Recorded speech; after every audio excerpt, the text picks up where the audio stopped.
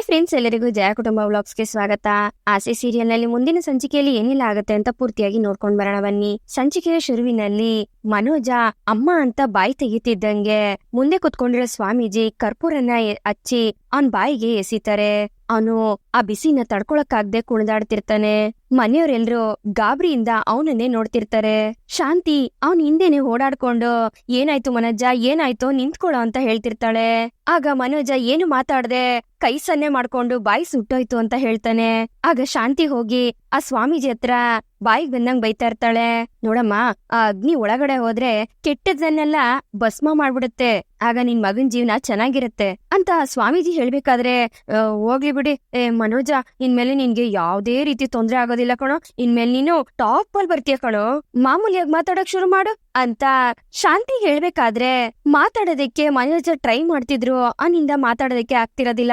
ಏನ್ ಸ್ವಾಮೀಜಿ ನೀವು, ಇವನು ಪೂಜೆ ಮಾಡಿದ್ರೆ ಮಾತಾಡ್ತಾನೆ ಅಂತ ಹೇಳಿದ್ರಿ, ಇವಾಗ ನೋಡಿದ್ರೆ ಏನು ಮಾಡ್ತಾ ಇಲ್ಲ ಅವನು, ನೋಡಿ ಅವನ್ ಬಾಯಿಂದ ವಾಯ್ಸೆ ಗೊತ್ತಾ ಇಲ್ಲ ಅಂತ ಶಾಂತಿ ಕೇಳ್ಬೇಕಾದ್ರೆ, ಮಾತ್ ಬರ್ಲಿಲ್ಲ ಅಂದ್ರೆ ಅಂಗನವಾಡಿ ಕರ್ಕೊಂಡೋಗ್ ಬಿಟ್ಬಿಡಿ ಅಂತ ಸೂರ್ಯ ಹೇಳ್ಬೇಕಾದ್ರೆ, ನೀನ್ ಸುಮ್ನೆ ನಿಂತ್ಕೊಳ್ಳೋ ಸಾಕು, ಮನೋಜ ನೀನ್ ಮಾತಾಡೋ ಅಂತ ಶಾಂತಿ ಹೇಳ್ಬೇಕಾದ್ರೆ ಮನೋಜ ಮಾತಾಡೋದಕ್ಕೆ ಕಷ್ಟ ಪಡ್ತಿರ್ತಾನೆ.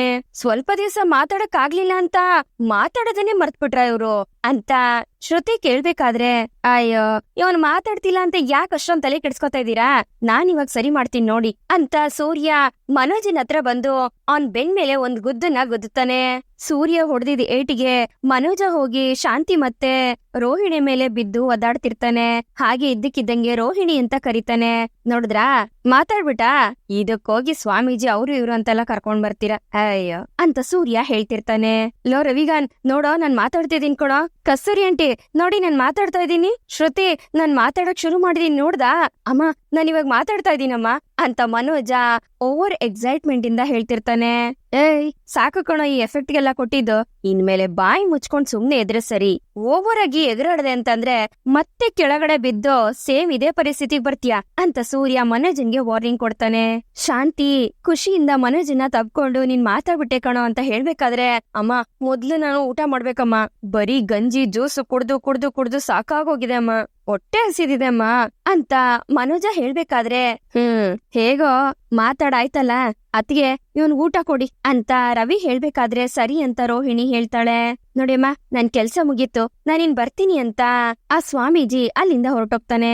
ಲೋ ಮನೋಜ, ನನ್ಗೊಂದ್ ಡೌಟ್ ಕೊಣೋ, ಇಷ್ಟು ದಿವ್ಸ ನೀನ್ ಹೇಳ್ತಿದ್ದಲ್ಲ ಅದೆಲ್ಲ ನೀನೇ ಹೇಳ್ತಿದ್ದ ಅಥ್ವಾ ಇವಳು ಬೇಕು ಅಂತ ಸೃಷ್ಟಿ ಮಾಡ್ಕೊಂಡ್ ಹೇಳ್ತಿದ್ದ ಅಂತ ಶಾಂತಿ ಕೇಳ್ಬೇಕಾದ್ರೆ ರೋಹಿಣಿ ಭಯದಿಂದ ಒದ್ದಾಡ್ತಿರ್ತಾಳೆ.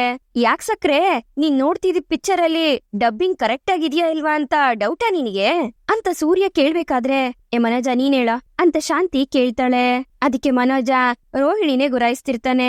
ನಿನ್ನೆ ಕಣೋ ಕೇಳ್ತಾ ಇರೋದು, ಹೇಳು ಅಂತ ಶಾಂತಿ ಕೇಳ್ದಾಗ, ಹೌದಮ್ಮ ನಾನ್ ಹೇಳಿದ್ದನ್ನೇ ರೋಹಿಣಿ ಹೇಳ್ತಿದ್ಲ ಅಂತ ಮನೋಜ ಹೇಳ್ತಾನೆ. ಏನೋ ಹೇಳ್ತಿದ್ಯಾ, ನಂಬ್ತೀನಿ, ನಡಿ ಊಟ ಮಾಡುವಂತೆ ಅಂತ ಶಾಂತಿ ಮನೋಜನ್ನ ಕರ್ಕೊಂಡೋಗ್ತಾಳೆ. ಸರಿ ಅಂತ ಎಲ್ರೂ ಡೈನಿಂಗ್ ಟೇಬಲ್ಗೆ ಹೋದಾಗ ಮೀನಾ ಸೂರ್ಯನ ಹತ್ರ ಬರ್ತಾಳೆ. ನೋಡ್ದ ಆ ಪೌಡ್ರು ತಪ್ಪೆ ಮಾಡಿದ್ರು, ಅವನ್ ಹೆಂಡ್ತಿನ ಸಿಕ್ಕಾಕಿಸ್ಲಿಲ್ಲ, ಯಾಕಂದ್ರೆ ಆ ಪೌಡ್ರು ಆ ಪೆಂಗಿನ ಮಾತಿಗೆ ಮರ್ಯಾದೆ ಕೊಡುತ್ತೆ, ಇದ್ರಲ್ಲೆಲ್ಲ ಅವನ್ ಕರೆಕ್ಟ್ ಆಗಿದಾನೆ, ಏನ್ ಮಾಡೋದು ನಮ್ಗೆ ಸರಿ ಇಲ್ಲ ಅಂತ ಹೇಳ್ಕೊಂಡು ಸೂರ್ಯ ಅಲ್ಲಿಂದ ಹೋಗ್ತಾನೆ. ಮೀನಾ ಕೋಪದಿಂದ ಸೂರ್ಯನ್ನೇ ನೋಡ್ತಿರ್ತಾಳೆ. ಈ ಕಡೆ ಮನೋಜ ತನ್ನ ನಾಲ್ಗೆ ಸುಟ್ಟೋಗಿದೆ ಅಂತ ಗಾಳಿನ ಬೀಸ್ಕೊತಾ ಇರ್ತಾನೆ. ಅಷ್ಟರಲ್ಲಿ ರೋಹಿಣಿ ಅಲ್ಲಿಗೆ ಹಾಲ್ ತಗೊಂಡ್ ಬಂದು ಕುಡಿ ಅಂತ ಹೇಳ್ತಾಳೆ.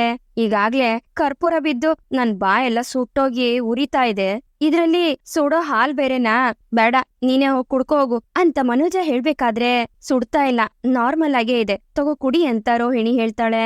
ಅಲ್ಲಿಡು ಆಮೇಲೆ ಕುಡಿತೀನಿ ಅಂತ ಮನೋಜ ಹೇಳ್ದಾಗ ಸರಿ ಅಂತ ಹೇಳಿ ರೋಹಿಣಿ ಹಾಲ್ನ ಪಕ್ಕಕ್ಕಿಟ್ಟು ಮನೋಜ್ ಮುಂದೆ ಬಂದು ಕುತ್ಕೋತಾಳೆ.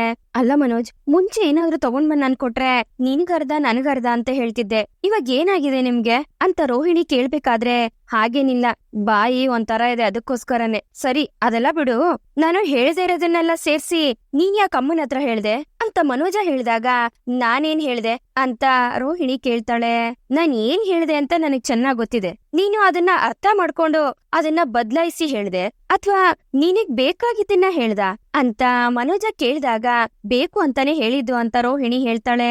ಯಾಕ ಆ ರೀತಿ ಹೇಳ್ದೆ ಅಂತ ಮನೋಜ ಕೇಳ್ಬೇಕಾದ್ರೆ ಎಲ್ಲಿ ಅತ್ತೆ ನಿನ್ನ ದೂರ ಮಾಡ್ತಾರೋ ಅಂತ ನಾನು ಆ ರೀತಿ ಹೇಳ್ದೆ. ಅತ್ತೆ ಮಾತ್ರ ಅಲ್ಲ, ಆ ದೇವ್ರೆ ಮನ್ಸ್ ಮಾಡಿದ್ರು ನಿನ್ನ ಬೇರೆ ಮಾಡೋದಕ್ಕಾಗೋದಿಲ್ಲ.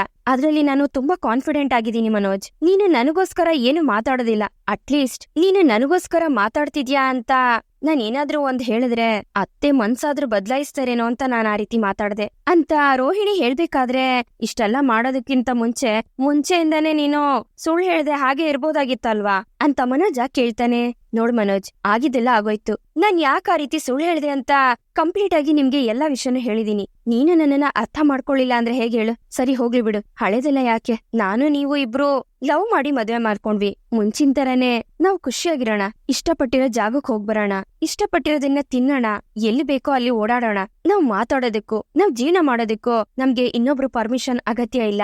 ನೋಡಿ ಮನೋಜ್, ನಾನ್ ಮುಂಚೆ ಹೇಗೆ ನಿಮ್ಮನ್ನ ಇಷ್ಟಪಡ್ತಿದ್ನೋ ಈಗ್ಲೂ ಅಷ್ಟೇ ಇಷ್ಟಪಡ್ತೀನಿ. ನಮ್ಮಿಬ್ರ ಮಧ್ಯೆ ಅದ್ ಯಾವತ್ತೂ ಕಮ್ಮಿ ಆಗೋದಿಲ್ಲ ಮನೋಜ್ ಅಂತ ರೋಹಿಣಿ ಮನೋಜನ್ ಕೈನ ಹಿಡ್ಕೊಳ್ಳೋದಕ್ ಹೋದಾಗ ಮನೋಜ ಭಯದಿಂದ ಪಕ್ಕಕ್ ಹೋಗ್ತಾನೆ. ಯಾಕ್ ಮನೋಜ್, ಹತ್ರ ಬಂದ್ರೆ ದೂರ ಹೋಗ್ತಾ ಇದ್ದೀರಾ ಅಂತ ರೋಹಿಣಿ ಕೇಳ್ಬೇಕಾದ್ರೆ, ಅದು ಹಾಗಲ್ಲ, ನಾವಿಬ್ರು ಜೊತೆ ಸೇರೋದ್ರ ಬಗ್ಗೆ ಅಮ್ಮನೇ ತೀರ್ಮಾನ ತಗೋಬೇಕು ಅಂತ ಮನೋಜ ಹೇಳಿದಾಗ, ಏನ್ ಮಾತಾಡ್ತಿದ್ಯಾ ಮನೋಜ್? ಮಾತಾಡೋದಕ್ಕೂ ಜೊತೆಗಿರೋದಕ್ಕೂ ನಿಮ್ ಅಮ್ಮನ್ ಪರ್ಮಿಷನ್ ಬೇಕು ಅಂತಂದ್ರೆ ಹೇಗೆ? ಬೆಡ್ರೂಮ್ ಅಲ್ಲಿ ನಾವಿಬ್ರು ಹೇಗಿರ್ಬೇಕು ಅನ್ನೋದನ್ನ ನಿಮ್ ಅಮ್ಮನೇ ಡಿಸೈಡ್ ಮಾಡ್ಬೇಕಾ? ಛೆ, ಅಸಹ್ಯ ಆಗ್ತಿಲ್ವಾ ನಿನ್ಗೇನೆ ಅಂತ ಹೇಳಿ ಕೋಪ ಮಾಡ್ಕೊಂಡು ರೋಹಿಣಿ ರೂಮಿಂದ ಆಚೆ ಹೊರಟೋಗ್ತಾಳೆ. ಈ ಕಡೆ ಸೂರ್ಯ ಒಬ್ರನ್ನ ಡ್ರಾಪ್ ಮಾಡೋದಕ್ಕೆ ಅಂತ ಹೋದಾಗ ಎದುರುಗಡೆ ಅರುಣ್ ಸಿಗ್ತಾನೆ. ಛೆ, ಎಲ್ ನೋಡಿದ್ರು ಈ ಮುಖಾನೇ ಕಾಣಿಸುತ್ತೆ ನಮ್ಗೆ. ಇವನ್ಗೂ ಕನಕನ್ಗೂ ಪೂರ್ವ ಜನ್ಮದ ಸಂಬಂಧ ಇದೆಯೋ ಇಲ್ವೋ ಗೊತ್ತಿಲ್ಲ. ನನಗೂ ಇವನಿಗೂ ಏನೋ ಇದೆ. ಖಂಡಿತ ಇವನು ಆ ಜನ್ಮದಲ್ಲೂ ಒಳ್ಳೆಯನಾಗಿರೋದಕ್ಕೆ ಚಾನ್ಸೇ ಇಲ್ಲ ಅಂತ ಅನ್ಕೊಂಡು ಸೂರ್ಯ ಕಾರನ್ನ ಹತ್ತುತ್ತಿರ್ತಾನೆ. ಅಷ್ಟ್ರಲ್ಲಿ ರೋಡಲ್ಲಿ ಒಂದ್ ಹೆಂಗ್ಸು ಹೋಗ್ತಿರ್ತಾಳೆ. ಅವಳ ಕತ್ತಿಂದ ಚೈನ್ನ ಕಿತ್ಕೊಂಡು ಒಬ್ಬ ಕಳ್ಳ ಓಡೋಗ್ತಾನೆ. ಕಳ್ಳ ಕಳ್ಳ ಅಂತ ಆ ಹೆಂಗ್ಸು ಕೂಗ್ಬೇಕಾದ್ರೆ ಸೂರ್ಯ ಆ ಕಳ್ಳನಿಂದೆ ಓಡೋಗ್ತಾನೆ. ಹಾಗೆ ಅರುಣ್ ಸಹ ಆ ವಾಯ್ಸ್ನ ಕೇಳ್ಕೊಂಡು ಅವನು ಗಾಡಿ ತಿರ್ಗಿಸ್ಕೊಂಡು ಆ ಕಳ್ಳನಿಂದೆ ಚೇಸ್ ಮಾಡೋದಿಕ್ಕೆ ಬರ್ತಾನೆ. ಆ ಕಳ್ಳ ಇನ್ನೊಂದ್ ರೋಡಲ್ಲಿ ನಿಂತಿರೋ ತನ್ ಫ್ರೆಂಡ್ ಬೈಕ್ ಹತ್ತೋ ಅಷ್ಟ್ರಲ್ಲಿ ಸೂರ್ಯ ಹೋಗಿ ಆ ಕಳ್ಳನ್ನ ಹಿಡ್ಕೊಳಕ್ ನೋಡ್ತಾನೆ. ಆಗ ಆ ಕಳ್ಳನ್ ಫ್ರೆಂಡ್ ಅರುಣ್ ಬರ್ತಿರೋದನ್ನ ನೋಡಿ ಪೊಲೀಸ್ ಅಂತ ಹೇಳಿ ತನ್ ಗಾಡಿನ ತಿರುಗಿಸ್ಕೊಂಡು ಹೋಗ್ತಿರ್ತಾನೆ. ಅಷ್ಟ್ರಲ್ಲಿ ಇನ್ನೊಬ್ಬ ಕಳ್ಳ ಸೂರ್ಯನ್ನ ಅರುಣ್ ಮೇಲೆ ತಳ್ಳಿ ಅವನು ಅಲ್ಲಿಂದ ಎಸ್ಕೇಪ್ ಆಗೋಗ್ತಾನೆ. ಆದ್ರೂ ಸೂರ್ಯ ಅವ್ರನ್ನ ಬಿಡ್ಬಾರ್ದು ಅಂತ ಅವ್ರನ್ನ ಚೇಸ್ ಮಾಡ್ಕೊಂಡು ಹೋದಾಗ ಆ ಕಳ್ಳರು ಅಲ್ಲಿಂದ ತಪ್ಪಿಸ್ಕೊಂಡ್ಬಿಟ್ಟಿರ್ತಾರೆ. ಈ ಕಡೆ ಅರುಣ್ ಕೂಡ ತನ್ ಗಾಡಿನ ಪಕ್ಕದಲ್ಲೇ ನಿಲ್ಸಿ ಅವನು ಕಳ್ಳರನ್ನ ಹುಡ್ಕೋದಕ್ಕೆ ನೋಡ್ತಿರ್ತಾನೆ. ಇಬ್ರು ಹುಡುಕ್ತಾ ಒಂದ್ ಜಾಗಕ್ಕೆ ಬಂದು ತಲುಪ್ತಾರೆ. ಅಲ್ಲಿ ಗಾಡಿ ಬಿದ್ದೋಗಿರತ್ತೆ. ಎಲ್ಲಾ ಗಾಡಿಗಳು ಕರೆಕ್ಟ್ ಆಗಿದೆ, ಇದ್ಯಾಕೆ ಹಿಂಗ್ ಬಿದ್ದಿದೆ ಅಂತ ಹೇಳಿ ಸೂರ್ಯ ಆ ಮನೆ ಒಳಗಡೆ ಸೀದಾ ನುಗ್ಬಿಡ್ತಾನೆ. ಅಲ್ಲಿಗೆ ಅರುಣ್ ಕೂಡ ಬರ್ತಾನೆ. ಇಬ್ರು ಒಬ್ರನ್ನೊಬ್ರು ಗುರಾಯಿಸ್ತಿರ್ಬೇಕಾದ್ರೆ ರೂಮಿಂದ ಯಾರೋ ಕಾಪಾಡಿ ಅಂತ ಕಿರ್ಚ್ಕೊಳ್ಳೋ ಸೌಂಡ್ ಬರುತ್ತೆ. ಆಗ ಅರುಣ್ ಮತ್ತೆ ಸೂರ್ಯ ಇಬ್ರು ರೂಮ್ಗೆ ಹೋಗಿ ನೋಡ್ತಾರೆ. ಅಲ್ಲಿ ಆ ಕಳ್ಳ ಒಂದ್ ಹೆಂಗ್ಸ್ ಕತ್ತಿಗೆ ಚಾಕುನ ಹಿಡ್ಕೊಂಡು ಹೆದರಿಸ್ತಿರ್ತಾನೆ. ಮರ್ಯಾದೆಯಿಂದ ಇಲ್ಲಿಂದ ಹೊರಟೋದ್ರೆ ಸರಿ, ಇಲ್ಲಾಂದ್ರೆ ಈ ಅಮ್ಮನ್ನ ಸಾಯಿಸ್ಬಿಡ್ತೀನಿ ಅಂತ ಕಳ್ಳ ಹೇಳ್ಬೇಕಾದ್ರೆ, ನೋಡೋ ಅವ್ರನ್ನೇನು ಮಾಡ್ಬೇಡ ಅಂತ ಅರುಣ್ ಮತ್ತೆ ಸೂರ್ಯ ಇಬ್ರು ಕೇಳ್ಕೊತಿರ್ತಾರೆ. ನೋಡು, ನಾವ್ ನಿನ್ಗೇನು ಮಾಡೋದಿಲ್ಲ, ಮರ್ಯಾದೆಯಾಗಿ ಆ ಚಾಕುನ ಕೆಳಗ ಹಾಕು ಅಂತ ಅರುಣ್ ಹೇಳ್ಬೇಕಾದ್ರೆ, ನೋಡೋ ಒಂದ್ ಹೆಜ್ಜೆ ಮುಂದೆ ಬಂದ್ರು ಇವಳನ್ನ ಇಲ್ಲೇ ಸಾಯಿಸ್ಬಿಡ್ತೀನಿ ಅಂತ ಕಳ್ಳ ಹೇಳ್ತಿರ್ತಾನೆ. ಆ ಕಳ್ಳ ಅರುಣ್ ಮತ್ತೆ ಸೂರ್ಯನ ಇಬ್ರನ್ನ ಹೆದರಿಸಿ ಹಿಂದಕ್ ಹೋಗು ಅಂತ ಹೇಳ್ಬೇಕಾದ್ರೆ ಇಬ್ರು ಹಿಂದಿಂದಕ್ಕೆ ಹೋಗ್ತಿರ್ತಾರೆ.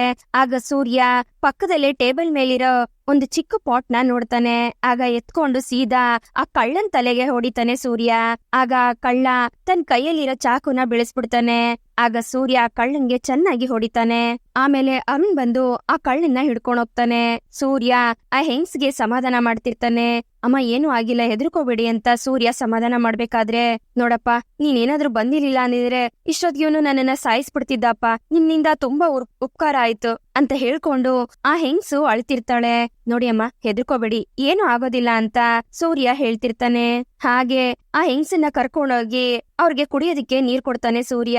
ಹಾಗೆ ಆ ಹೆಂಗ್ಸು ನೀನು ಪೊಲೀಸ ಅಂತ ಕೇಳಿದಾಗ, ಇಲ್ಲ ಅಮ್ಮ ನಾನು ಕಾರ್ ಡ್ರೈವರ್ ಅಂತ ಸೂರ್ಯ ಹೇಳ್ತಾನೆ. ಹೌದಾ, ಆದ್ರೂ ಪರವಾಗಿಲ್ಲಪ್ಪ, ನೀನು ಧೈರ್ಯ ಮಾಡಿ ಬಂದು ನನ್ನನ್ನ ಕಾಪಾಡ್ದಲ್ಲ, ತುಂಬಾ ಖುಷಿ ಆಯ್ತಪ್ಪ, ನಿನ್ನಿಂದ ತುಂಬಾ ಸಹಾಯ ಆಯ್ತಪ್ಪ, ನೀನ್ ನಂಬರ್ ಕೊಡ್ತೀಯಾ ಅಂತ ಆ ಹೆಂಗ್ಸು ಕೇಳಿದಾಗ, ಸರಿ ಆಯ್ತು ತಗೊಳ್ಳಿ ಅಂತ ಸೂರ್ಯ ತನ್ನ ಕಾರ್ಡ್ ನ ಕೊಡ್ತಾನೆ.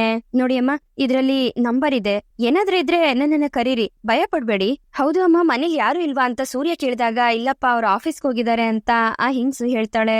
ಅಮ್ಮ, ಈ ರೀತಿ ಮನೇಲಿ ಒಬ್ರೇ ಇದ್ದಾಗ ಸ್ವಲ್ಪ ಬಾಗ್ಲಿನ ಹಾಕೊಳ್ಳಿ, ಇಂಥ ಕಳ್ರುಗಳು ಯಾವಾಗ ಹೆಂಗೆ ಹೇಳಕ್ಕಾಗೋದಿಲ್ಲ ಬಂದ್ಬಿಡ್ತಾರೆ ಅಂತ ಸೂರ್ಯ ಹೇಳಿ ಅಲ್ಲಿಂದ ಹೊರಡ್ತಾನೆ. ಈ ಕಡೆ ರೋಹಿಣಿ ಮನೋಜನ್ಗೆ ಎಷ್ಟೇ ಏನೇ ಮಾಡಿದ್ರು ಇವನ್ ಸರಿ ಹೋಗೋದಿಲ್ಲ ಅಂತ ಹೇಳಿ ಹತ್ರನೂ ಬರೋದಕ್ ಬಿಡ್ತಾ ಇಲ್ಲ. ಇವನ್ಗೆ ಬದ್ಲಾಯಿಸ್ಬೇಕು ಅಂದ್ರೆ ಶಾಕ್ ಟ್ರೀಟ್ಮೆಂಟ್ ಕೊಡ್ಬೇಕು. ನಿಮ್ಮಮ್ಮ ಹೇಳಿದ್ರೆ ಮಾತ್ರ ನೀವ್ ನನ್ನ ಹತ್ರಕ್ ಬರ್ತೀರಾ? ನೀವೇ ನನ್ನ ಹತ್ರ ಬರೋ ರೀತಿ ಮಾಡ್ತೀನಿ, ನೋಡ್ತಾ ಇರು ಅಂತ ರೋಹಿಣಿ ಮನ್ಸಲ್ಲೇ ಅನ್ಕೊಂಡು ಮನೋಜ ಬರ್ತಿರೋದನ್ನೇ ನೋಡ್ಕೊಂಡು ರೋಹಿಣಿ ಹಾ ಹೇಳು ಮಹೇಶ್ ಹೇಗಿದ್ಯಾ ಅಂತ ಮಾತಾಡೋದಿಕ್ಕೆ ಶುರು ಮಾಡ್ತಾಳೆ. ಅದನ್ನ ಕೇಳಿ ಮನೋಜನ್ಗೆ ಮತ್ತೆ ಕೋಪ ಬರುತ್ತೆ. ಮತ್ತೆ ಇವಳು ಮಹೇಶ್ ಅಂತಿದ್ದಾಳಲ್ಲ ಅಂತ ಮನೋಜ ಟೆನ್ಷನ್ ಮಾಡ್ಕೋತಾನೆ. ಅಯ್ಯೋ ಮಹೇಶ್, ನೀವ್ ಎಷ್ಟು ಚೆನ್ನಾಗಿ ಜೋಕ್ ಮಾಡ್ತೀರಾ, ಆದ್ರೆ ಇವ್ರು ಇದಾರೆ, ಇವ್ರ ಬಾಯಿಲ್ ಕಟ್ ಹಾಕ್ತೇ ಹೋದ್ರು ನಗ್ಸೋ ಅಂತ ಮಾತುಗಳೇ ಬರಲ್ಲ ಅವ್ರ ಬಾಯಿಂದ.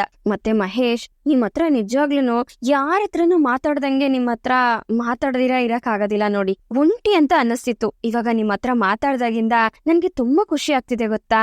ಹೌದು ಮಹೇಶ್, ನೀವ್ ಹೇಳಿದ್ ನಿಜಾನೇ. ನಮ್ ಹತ್ರ ಯಾರು ಮಾತಾಡ್ಲಿಲ್ಲ ಅಂದ್ರೆ ಸುಮ್ನೆ ಅವ್ರ ಬಾಲ ಹಿಡ್ಕೊಂಡ್ ತಿರ್ಗಾಡೋದ್ರಲ್ಲಿ ವೇಸ್ಟ್ ಅಲ್ವಾ? ನಾವೇ ಯಾಕೆ ಅವ್ರ ಮೇಲ್ ಬಿದ್ದು ಮಾತಾಡಕ್ ಹೋಗ್ಬೇಕು? ನಮ್ ಹತ್ರ ಯಾರು ಮಾತಾಡೋದಿಕ್ ಇಷ್ಟ ಪಡ್ತಾರೋ ಅವ್ರ ಜೊತೆ ನಾವು ಟೈಮ್ ಸ್ಪೆಂಡ್ ಮಾಡ್ಬೋದಲ್ವಾ ಅಂತ ರೋಹಿಣಿ ಹೇಳ್ತಿದ್ದಂಗೆ ಮನೋಜ ಅದನ್ನ ಕೇಳಿಸ್ಕೊಂಡು ಗಾಬರಿ ಆಗ್ತಾನೆ. ಹಾ, ಇವಾಗ ನನ್ಗ ಅರ್ಥ ಆಯ್ತು ಮಹೇಶ್, ನೀನು ಪಾಪ ತುಂಬಾ ದಿವಸದಿಂದ ಲಂಚ್ಗ್ ಬಾ ಅಂತ ಕರಿತಾ ಇದೀಯಾ. ಇವತ್ ನಾನ್ ಖಂಡಿತ ಬರ್ತೀನಿ, ಇವತ್ತು ಟೇಬಲ್ ಬುಕ್ ಮಾಡ್ಬಿಡಿ ಅಂತ ರೋಹಿಣಿ ಹೇಳ್ಬೇಕಾದ್ರೆ ಏನು ಟೇಬಲ್ ಬುಕ್ ಮಾಡ್ಬೇಕಾ ಅಂತ ಮನೋಜ ಭಯ ಪಡ್ತಿರ್ತಾನೆ. ಹಾಗೆ ರೋಹಿಣಿ ಯಾವ ರೆಸ್ಟೋರೆಂಟ್ ಅಲ್ಲಿ ಬುಕ್ ಮಾಡ್ಬೇಕು ಅಂತ ಆ ಹುಡುಗಂಗೆ ಹೇಳೋ ರೀತಿ ಹೇಳ್ತಿರ್ತಾಳೆ. ನೋಡಿ, ನಾನ್ ಖಂಡಿತ ಬರ್ತೀನಿ. ಅದ್ ಹೇಗೆ ನಾನ್ ಬರ್ತೀನಿ ಅಂತ ಹೇಳಿ ಬರೋದಿಲ್ಲ ಹೇಳಿ? ನಾನ್ ಈ ಸಲಿನೂ ಬರ್ಲಿಲ್ಲ ಅಂದ್ರೆ ನಿಮ್ಗೆ ತುಂಬಾ ಬೇಜಾರಾಗತ್ತಲ್ವಾ? ನಾನ್ ಖಂಡಿತ ಬರ್ತೀನಿ ಮಹೇಶ್, ಬಾಯ್ ಅಂತ ಹೇಳಿ ರೋಹಿಣಿ ಕಾಲ್ ಕಟ್ ಮಾಡ್ತಾಳೆ. ಆಗ ಮನೋಜ ರೋಹಿಣಿ ಹತ್ರ ಬಂದು ಯಾರ್ ಫೋನಲ್ಲಿ ಅಂತ ಕೇಳ್ಬೇಕಾದ್ರೆ ಅದು ಪೂಜಾ ಅಂತ ರೋಹಿಣಿ ಹೇಳಿದಾಗ ಪೂಜಾನಾ ಅಂತ ಮನೋಜ ಆಶ್ಚರ್ಯದಿಂದ ಕೇಳ್ತಾನೆ. ಹೌದು ಅಂತ ರೋಹಿಣಿ ಹೇಳಿದಾಗ ಅಲ್ಲ ಏನನ್ ನೋಡ್ಬೇಕು ಮಾತಾಡ್ಬೇಕು ಅಂತೆಲ್ಲ ಹೇಳ್ತಾ ಇದ್ದೆ ಅಂತ ಮನೋಜ ಕೇಳ್ತಾನೆ. ಹಾ ಹೌದು, ನಾನು ಪೂಜನ್ನ ನೋಡಕ್ ಹೋಗ್ಬೇಕು, ಅದ್ರ ಬಗ್ಗೆನೇ ಮಾತಾಡ್ತಾ ಇದ್ದೆ ಅಂತ ರೋಹಿಣಿ ಹೇಳ್ತಾಳೆ. ಆಗ ಮನೋಜ ರೋಹಿಣಿನೇ ಗುರಾಯಿಸ್ಕೊಂಡ್ ನೋಡ್ಬೇಕಾದ್ರೆ ನಾನು ಪೂಜನ್ ನೋಡಿ 2-3 ದಿವಸ ಆಯ್ತಲ್ಲ, ಅದಕ್ಕೆ ಮೀಟ್ ಮಾಡೋಣ ಅಂತ ಹೋಗ್ತಾ ಇದ್ದೀನಿ, ನಾನು ಅವಳ ಜೊತೆ ಊಟ ಮಾಡ್ಕೊಂಡ್ ಮನೆಗ್ ಬರ್ತೀನಿ ಅಂತ ರೋಹಿಣಿ ಹೇಳ್ದಾಗ ಓ ಹಾಗಾದ್ರೆ ಪೂಜನ್ನೇ ನೋಡಕ್ ಹೋಗ್ತಿದ್ಯಾ ಅಂತ ಮನೋಜ ಇನ್ನೊಂದ್ಸಲಿ ಕೇಳ್ದಾಗ ಹೌದು, ನಾನ್ ಬೇರೆ ಯಾರನ್ನ ನೋಡಕ್ ಹೋಗ್ಲಿ ಅಂತ ರೋಹಿಣಿ ಕೇಳ್ತಾಳೆ.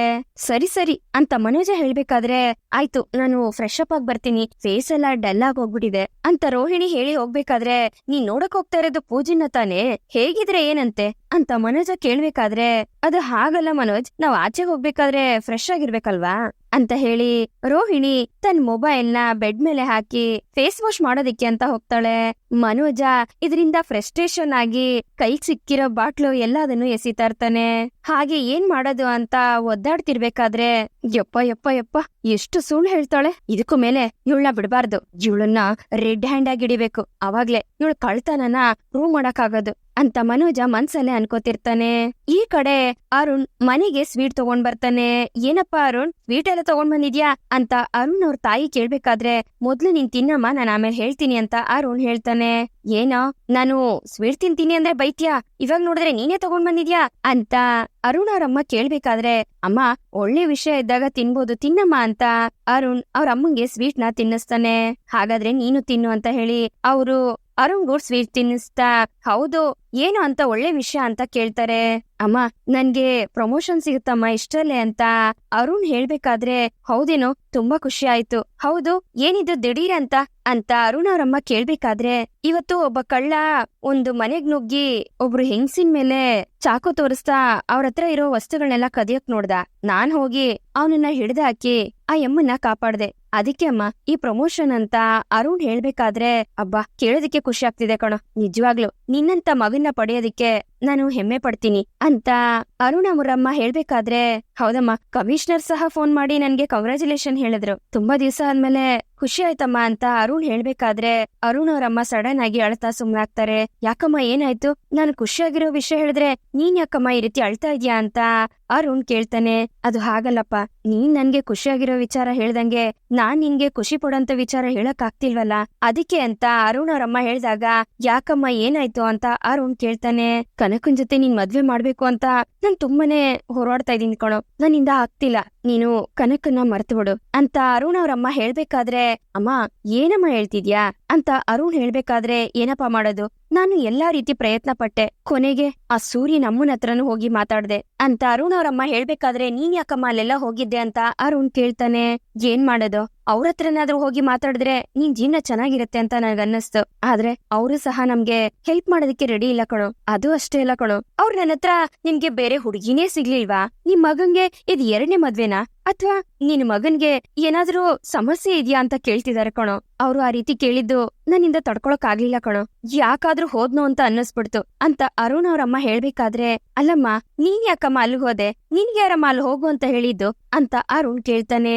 ಏನೋ ಮಾಡ್ಲಿ, ಕನಕನ್ನ ನೀನ್ ಇಷ್ಟ ಪಡ್ತಿದ್ಯಾ, ಅವಳು ನನ್ ಸೊಸೆ ಆಗ್ಬೇಕು ಅನ್ನೋದ್ ನನ್ನ ಆಸೆ, ಅದಕ್ಕೆ ಯಾರತ್ರನಾದ್ರೂ ಮಾತಾಡಿ ಅವ್ರನ್ನ ಸಮಾಧಾನ ಮಾಡಿ ಹೇಗಾದ್ರೂ ಮಾಡಿ ಈ ಮದ್ವೆ ನಡ್ಸೇಬೇಕು ಅಂತ ನಾನ್ ಅನ್ಕೊಂಡೆ ಕಣೋ. ಆದ್ರೆ ಆಗ್ಲಿಲ್ಲ, ಕೊನೆಗೆ ನನಗೆ ಅವಮಾನ ಆಯ್ತು, ಅದೊಂದೇ ನನ್ಗೆ ಉಳ್ಕೊಂಡಿದ್ದು ಅಂತ ಅರುಣ್ ಅವ್ರಮ್ಮ ನೊಂದ್ಕೊಂಡು ಅಳ್ತಾ ಇರ್ತಾರೆ. ಅಮ್ಮ ನೀನ್ ಯಾರತ್ರನೂ ಹೋಗಿ ಮಾತಾಡ್ಬೇಡಮ್ಮ, ಇದನ್ನ ನಾನ್ ನೋಡ್ಕೋತೀನಿ, ಕನಕನ್ನ ಹೇಗೆ ಮದ್ವೆ ಮಾಡ್ಕೊಳ್ಬೇಕು ಅಂತ ನನ್ಗೆ ಚೆನ್ನಾಗ್ ಗೊತ್ತಿದೆ ಅಂತ ಅರುಣ್ ಹೇಳ್ಬೇಕಾದ್ರೆ ಇಲ್ಲ ಕಣೋ ಬೇಡ, ನೀನ್ ಬೆಲೆ ಏನು ಅಂತ ಗೊತ್ತಿಲ್ದಿರೋ ಜಾಗದಲ್ಲಿ ಹೋಗಿ ನೀನು ಹೆಣ್ ತಗೊಂಡ್ ಬರ್ಬೇಡ ಕಣೋ, ನೀನಿನ್ನ ಬೇಡ ಅಂತ ಹೇಳಿದ್ಮೇಲೆ ನಾವ್ಯಾಕೋ ಅವ್ರ ಮನೆಗ್ ಹೋಗ್ಬೇಕು, ಅದಕ್ಕೆ ನಾನೇ ಕನಕನ್ನ ಬೇಡ ಅಂತ ತೀರ್ಮಾನ ಮಾಡ್ಬಿಟ್ಟೆ ಅಂತ ಅರುಣ್ ಅವ್ರಮ್ಮ ಹೇಳ್ಬೇಕಾದ್ರೆ ಅದನ್ನ ಕೇಳಿ ಅರುಣ್ಗೆ ಬೇಜಾರಾಗತ್ತೆ. ನಾನ್ ನಿನ್ಗೆ ಬೇರೆ ಕಡೆ ಹುಡುಗಿನ ನೋಡ್ಬೇಕು ಅಂತ ಅನ್ಕೊಂಡಿದೀನಿ ಅಂತ ಅರುಣ್ ಅವ್ರಮ್ಮ ಹೇಳ್ಬೇಕಾದ್ರೆ ಅಮ್ಮ ನಾನ್ ಹೇಳೋದನ್ನ ಸ್ವಲ್ಪ ಕೇಳಿ ಅಮ್ಮ, ಸ್ವಲ್ಪ ವೆಯ್ಟ್ ಮಾಡಿ ಅಂತ ಅರುಣ್ ಹೇಳ್ಬೇಕಾದ್ರೆ ಇಲ್ಲ ಕಣೋ, ಇದಕ್ಕೂ ಮೇಲೆ ನನ್ನಿಂದ ವೆಯ್ಟ್ ಮಾಡೋದಕ್ಕಾಗೋದಿಲ್ಲ. ನೋಡು ಅರುಣ್, ನನ್ಗೆ ಮರ್ಯಾದೆ ನೀನ್ ಕೊಡ್ತೀಯ ಅನ್ನೋದಾದ್ರೆ ನನ್ ಮಾತನ್ನ ಕೇಳು, ನನ್ ಮಗನ್ನ ಯಾರ್ಯಾರೋ ತಪ್ಪಾಗಿ ಮಾತಾಡೋದು ಅವಮಾನ ಮಾಡೋದು ನನ್ನಿಂದ ನೋಡ್ಕೊಂಡು ಇರೋದಕ್ಕಾಗೋದಿಲ್ಲ ಕಣೋ, ಕನಕನ್ನ ಮರ್ತ್ ಬಿಡು, ನಾನ್ ನೋಡೋ ಹುಡುಗಿನೇ ನೀನ್ ಮದ್ವೆ ಮಾಡ್ಕೋಬೇಕು ಅಂತ ಹೇಳಿ ಅರುಣ್ ಅವ್ರಮ್ಮ ಕೋಪ ಮಾಡ್ಕೊಂಡ್ ಹೋಗ್ತಾರೆ. ಅಮ್ಮ ನಾನ್ ಹೇಳೋದನ್ನ ಕೇಳಮ್ಮ, ಅಮ್ಮ ನಿಂತ್ಕೊಳಮ್ಮ ಅಂತ ಅರುಣ್ ಹೇಳ್ತಿದ್ರುನು ಅವ್ರಮ್ಮ ಕೇಳಿಸ್ಕೊಳ್ದೆ ಹಾಗೆ ಹೊರಟೋಗ್ತಾರೆ. ಅರುಣ್ ಟೆನ್ಷನ್ ಅಲ್ಲಿ ಯೋಚನೆ ಮಾಡ್ತಿರ್ತಾನೆ. ಈ ಕಡೆ ಅರುಣ್ ಕನಕನ್ಗೆ ಕಾಲ್ ಮಾಡಿ ತನ್ಗೆ ಪ್ರಮೋಷನ್ ಸಿಗ್ತಾ ಇದೆ ಅನ್ನೋ ಅದ್ರ ಬಗ್ಗೆ ಹೇಳಿದಾಗ ಅದನ್ನ ಕೇಳಿ ಕನಕ ಕಂಗ್ರಾಚುಲೇಷನ್ ಹೇಳ್ತಾಳೆ. ಹಾಗೆ ಅವನ್ಗೆ ಪ್ರಮೋಷನ್ ಹೇಗ್ ಸಿಕ್ತು ಅನ್ನೋದನ್ನ ಅರುಣ್ ಕನಕನ್ ಹತ್ರ ಹೇಳ್ತಾನೆ. ಹೌದು ನೀನ್ ಎಲ್ಲಿದ್ಯಾ ಅಂತ ಅರುಣ್ ಕನಕನ್ನ ಕೇಳಿದಾಗ ದೇವಸ್ಥಾನದಲ್ಲಿದ್ದೀನಿ ಅಂತ ಅರುಣ್ಗೆ ಕನಕ ಹೇಳ್ತಾಳೆ. ಸರಿ ನೀನ್ ಅಲ್ಲೇ ಇರು, ನಾನ್ ಬರ್ತೀನಿ ಅಂತ ಅರುಣ್ ಹೇಳ್ಬೇಕಾದ್ರೆ ನೋಡಿ ಇಲ್ಲಿ ಅಮ್ಮ ಅಕ್ಕ ಎಲ್ಲ ಇದಾರೆ ಅಂತ ಕನಕ ಹೇಳ್ತಾಳೆ. ನಾನ್ ಅವ್ರ ಹತ್ರನೂ ಮಾತಾಡ್ಬೇಕು, ಅದಕ್ಕೆ ಬರ್ತಾ ಇದೀನಿ ಅಂತ ಹೇಳಿ ಅರುಣ್ ಅಲ್ಲಿಂದ ಹೊರಡ್ತಾನೆ. ಕನಕ ಇದ್ರ ಬಗ್ಗೆನೆ ಯೋಚನೆ ಮಾಡ್ತಿರ್ತಾಳೆ. ಇಲ್ಲಿಗೆ ಈ ಒಂದು ಸಂಚಿಕೆ ಮುಗಿಯುತ್ತೆ. ಈ ಸಂಚಿಕೆ ನಿಮ್ಗೆ ಇಷ್ಟ ಆಗಿದೆ ಅಂತ ಅನ್ಕೊಳ್ತೀನಿ. ಇಷ್ಟ ಆಗಿದ್ರೆ ದಯವಿಟ್ಟು ಲೈಕ್ ಮಾಡಿ, ಹಾಗೆ ಹೇಗಿತ್ತು ಅನ್ನೋದನ್ನ ಕಮೆಂಟ್ ಮೂಲಕ ತಿಳಿಸಿ. ಮತ್ತೆ ಮುಂದಿನ ಸಂಚಿಕೆಯೊಂದಿಗೆ ನಿಮ್ಮನ್ನ ಭೇಟಿ ಆಗ್ತೀನಿ. ಅಲ್ಲಿವರೆಗೂ Tata, bye bye, take care.